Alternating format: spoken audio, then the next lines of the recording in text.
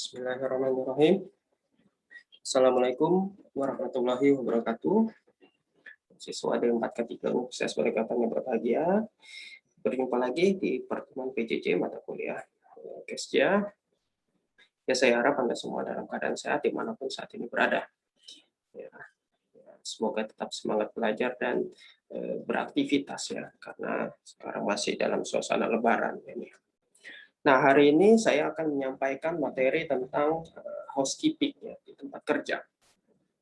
Jadi housekeeping ini bisa diartikan sebagai manajemen tata letak yang dilakukan di tempat kerja yang mencakup peralatan, dokumen, bangunan, dan ruangan untuk membuat tempat kerja itu menjadi bersih, ya, rapi, aman, ya, kemudian juga nyaman, ya, sehingga bisa meningkatkan produktivitas kerja dan mengurangi bahaya yang ada di tempat kerja.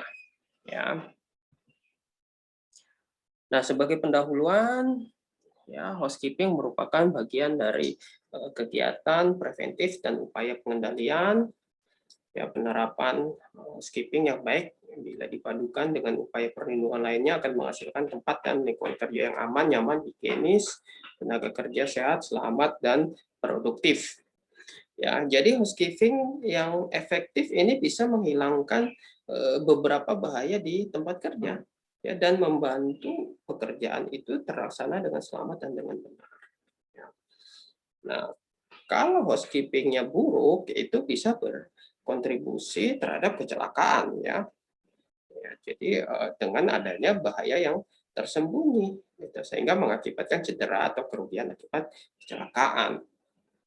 Nah, kalau misalnya nih, kalau kertas yang terlihat berserakan, ya, puing, ya, ceceran atau tumpahan, ya, dianggap sebagai sesuatu yang normal, maka bahaya keselamatan dan kesehatan kerja itu mungkin bisa timbul dari situ, ya.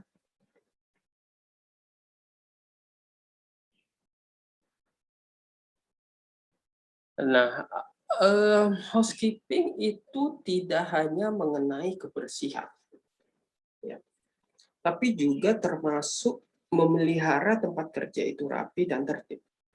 Ya, kemudian juga memelihara ruangan dan lantai itu dari bahaya terpeleset, ya, atau tersandung. Kemudian juga membuang sampah, ya, menyingkirkan barang-barang tak terpakai, kemudian bahaya penyebab kebakaran ya di tempat kerja.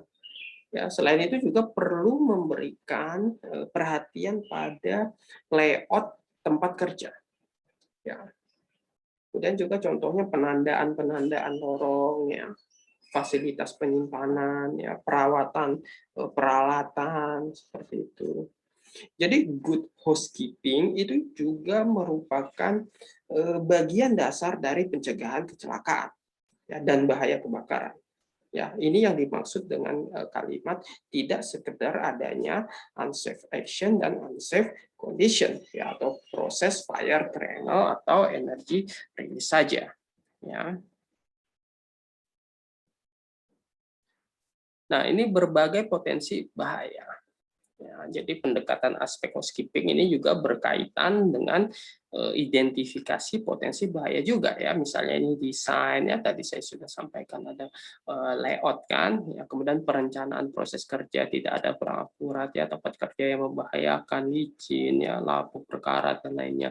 Kemudian penanganan material ya, bahan kimia menyimpang dari prosedur ya, kadang di tempat kerja itu penanganan materialnya dianggap sesuatu yang remeh gitu. Jadi asal taruh di gudang ceceran di mana-mana tidak tertutup sehingga uapnya itu terbuka seperti itu. Apalagi kalau misalnya gudang itu ruang tertutup. Jadi ketika seseorang itu masuk membuka pintu ya, jadi yang uap tadi itu sudah siap keluar kayak gitu. Nah, ini kan berbahaya kalau uap-uapnya yang iritan ya. Kemudian lingkungan kerja yang kotor ya, kurang penerangan atau ventilasi buruk ya, kemudian tidak tersedianya alat pengaman ya, kemudian interaksi manusia yang kurang mendukung, tidak terampil dan terlatih ya. Nah, ini juga ya faktor alam juga membuat potensi bahaya itu semakin besar, gitu ya, banjir, gempa, gunung meletus, gitu ya. Kita tahu nih kalau misalnya di Kalimantan, ya untuk gempa bumi ya lebih kurang ya untuk potensinya ya, dibandingkan di Pulau Jawa karena memang banyak dataran-dataran vulkanik di sana. Ya, jadi nanti juga kalian misalnya di tempat kerja, dimanapun nanti kalian berada, lihat geografis atau sejarah-sejarah bencana alam yang terjadi di lingkungan sekitar perusahaan Anda. Nah, inilah mengapa housekeeping merupakan hal yang tidak bisa diabaikan, tetapi harus dibudayakan. Ya. Nah, ini penerapan housekeeping. Ya. Jadi penerapan housekeeping ini harus diawali sejak perencanaan suatu proses. Ya, dikembangkan bila ada perubahan dan dipantau untuk dievaluasi secara sustain. Ya, jadi kalau memang Anda kalau misalnya bekerja di nantinya ya kalau bekerja di perusahaan perminyakan kayak gitu nanti ini sangat-sangat ditekankan nanti dari proses perencanaan gitu ya. Perencanaan itu eh, mulai mulai mulai misalnya kalau di site-nya perifer mulai dirambah hutan mana misalnya seperti itu. Pendapat housekeeping ini juga sudah dari awal dari pembangunan itu ya konstruksi ya. Kemudian penerapan housekeeping ini terasa susah karena pemahaman yang kurang. Ya, karena kita selalu menganggapnya ini sesuatu yang remeh. Padahal hal-hal kecelakaan kerja itu bisa bisa disebabkan oleh hal yang remeh tadi. Ya. Kemudian memang budaya Jepang ya untuk penerapan housekeeping ini kita belajar banyak dari budaya Jepang ya. Jadi Jepang itu menerapkan sistem 6S.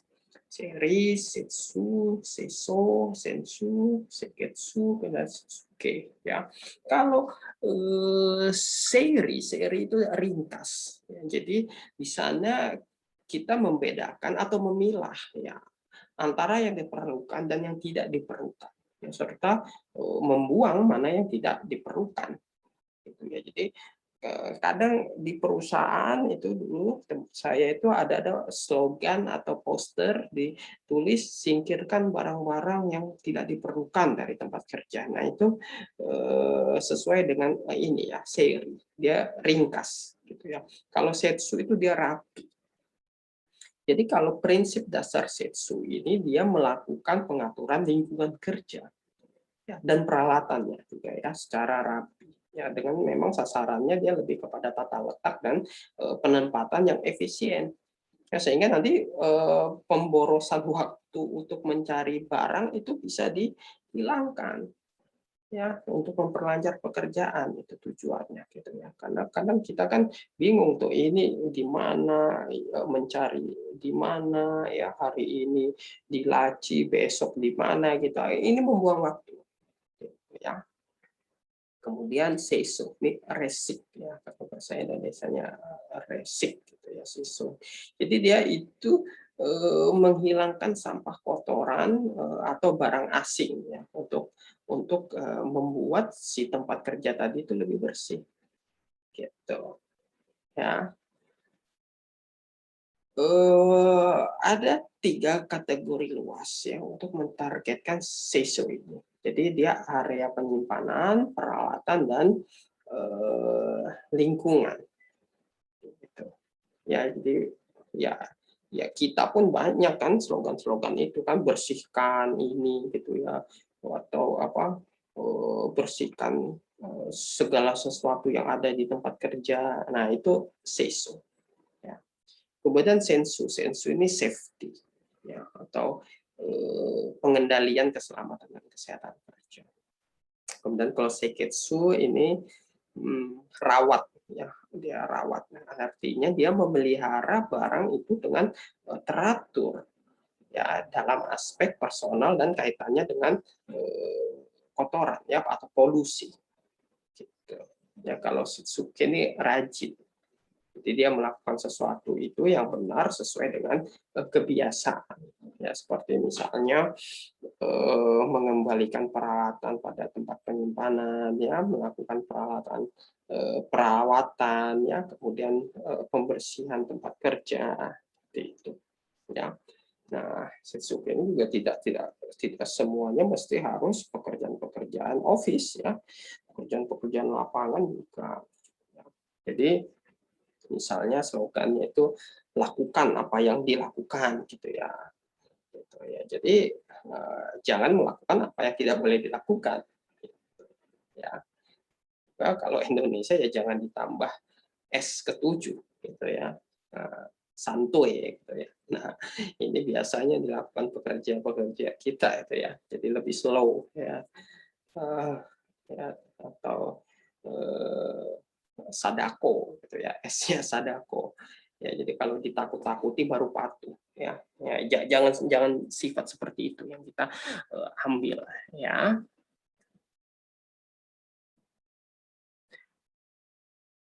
Ini penerapan housekeeping seri, nah ini sudah saya sampaikan tadi kan ya.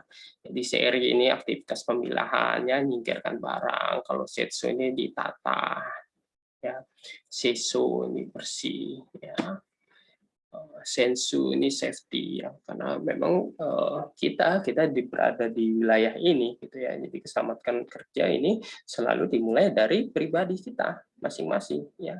Ya, jadi bukan tugas safety HSE seperti itu ya, tapi memang keselamatan kerja ini semua orang itu bertugas itu ya, berkewajiban untuk menjaga dan melindungi rekan kelompok kerja untuk bekerja nyaman dan aman ya, sekaligus menjaga citra perusahaan dan keamanannya. Jadi ini yang terus Anda tularkan kepada pekerja-pekerja Anda nanti. Ini Shiketsu pemantapan, Shisuke pembiasaan ya tadi ya. Nah, ini contoh atau penerapan dari housekeeping. Misalnya ini di lantai tempat kerja, jadi konstruksinya mendukung. Di rumah sakit itu misalnya seperti ini. Jadi lantai itu tidak ada yang berbeda tingginya. Jadi misalnya satu lantai ya, entah itu lantai 1, lantai 2, lantai 3 dan seterusnya, tetapi lantai itu dia rata ya. Satu lantai itu dia rata. Jadi tidak ada perbedaan misalnya di bagian pendaftaran harus naik berapa senti gitu ya, kemudian di apotik dia harus turun berapa senti seperti itu. Nah, itu salah satu masalah tentang konstruksi. Jadi untuk orang-orang yang lansia, untuk orang-orang disable lah kita bilang ya. Jadi dia memakai alat bantu itu, konstruksi ini menjadi penting. Itu kalau di rumah sakit. Ya. Nah, ini juga nanti bisa Anda terapkan juga di tempat kerja. Kemudian berlapis karet untuk mencegah terjadi listrik statis ya, atau kering ya. Kemudian perlu anti slip ini sesuai kebutuhan ya, nanti di mana bagian-bagian atau industri apa nanti. Kemudian kalau di jalan ya atau di lorong gang itu dia harus bebas hambatan, jadi jangan ada kardus atau barang-barang yang menghalangi ya. Kemudian tidak ada ceceran minyak, air ya, spill. Kemudian lebar yang cukup untuk bisa dilewati kendaraan ya kalau memang ada di warehouse juga. Kemudian pertimbangkan untuk evakuasi dan penunjuk arah yang jelas dan mudah dilihat.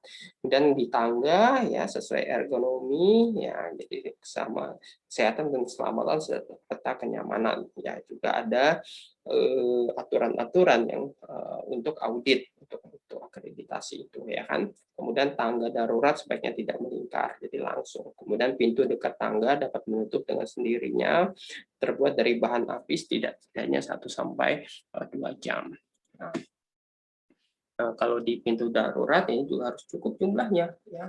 Jadi orangnya banyak, pintu daruratnya cuma satu ya, bisa Anda pikirkan kan, semua orang tadi yang banyak itu rebutan ke satu pintu tadi. Nah, itu kan masalah. Kemudian bebas hambatan dan terbuka lebar, kemudian tahan api. Kemudian penggunaan warna ini harus dikomunikasikan ke pekerja. Ya, jadi hijau ini sifatnya dia lebar ya, jauh, kemudian dingin, lebih lembut ya. Kalau merah ini kesannya hangat, dekat ya, merangsang, dan maksudnya ini membuat sesuatu ini aware gitu ya. Jadi kalau ada tulisan merah atau gambar-gambar dengan background merah ini berarti sesuatu yang penting gitu ya, peringatan. Kemudian kuning ini tanda-tanda bahaya untuk lemari penyimpanan cairan kimia dan lain-lain. Kemudian tata letak dan kebersihan ya, penempatan mesin, peralatan, sebagainya, kebersihan ya dari sumber kotoran atau penyakit, kerapian ya, sesuai dengan peruntukannya. Ya. Kemudian lingkungan kerja ya, ini faktor fisik ya, penerangan, ventilasi, suhu di tempat kerja ya, tersedianya apa. Coba Anda lihat seperti itu. Jadi tempat-tempat itu tidak sembarangan ditaruh, tapi sudah ada letaknya. Ya, jadi suatu saat nanti ada penggantian orang atau yang membersihkan nanti orang lain gitu, dia udah tahu nanti ini peralatan ini ditempatkan di sini gitu ya, dan pekerja lain juga akan melihat gitu, oh kalau posisinya tidak tepat akan membantu untuk membenarkannya ya, atau memindahkannya seperti itu, atau kalau kosong akhirnya akan tahu kenapa ini kosong padahal ini tanda ini ada bendanya kayak gitu ya. Nah, ini juga ya bisa Anda lihat lorong atau gangnya kayak gitu ya. Jadi memang bebas hambatan sekali gitu kan. Ya, jadi memang ini terjemahan dari 5S ya, dari sistem Jepang tadi. Cuma minus sensu. Ya.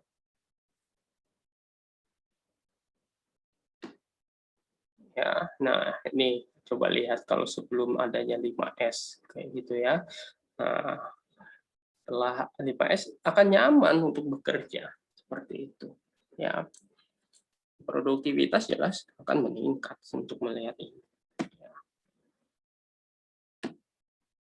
Nah, ini juga ya bisa Anda lihat lebih nyaman kan terlihatnya. Nah, ini sesuatu yang real gitu kan.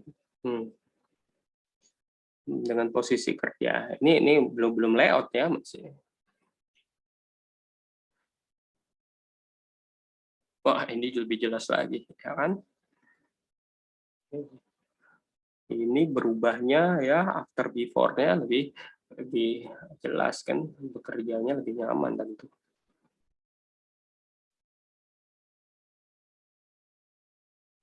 Ya, ini juga ya. Misalnya ini bengkel ya, ini sebenarnya rumah ini ya. Tapi kan bisa saja nanti industri-industri mekanik, ya otomotif kayak gitu kan bisa terlihat seperti ini. Jadi ini seperti sistem Marie Kondo kalau Anda pernah baca ya. Jadi ada bukunya namanya Spark Joy ya. Ya atau di video YouTube gitu ya. Ya, tapi ini lebih kepada pengaturan terutama ergonomi ya kalau ini. Jadi bukan di minimalis seperti Marie Kondo ya. Mungkin cukup dari saya ya. Jadi itu untuk materi kita. Terima kasih atas perhatian Anda menyelesaikan kuliah materi housekeeping sampai akhir. Ya insya Allah kita jumpa lagi di materi berikutnya ya. Wabillahi taufiq wal hidayah. Wassalamualaikum warahmatullahi wabarakatuh.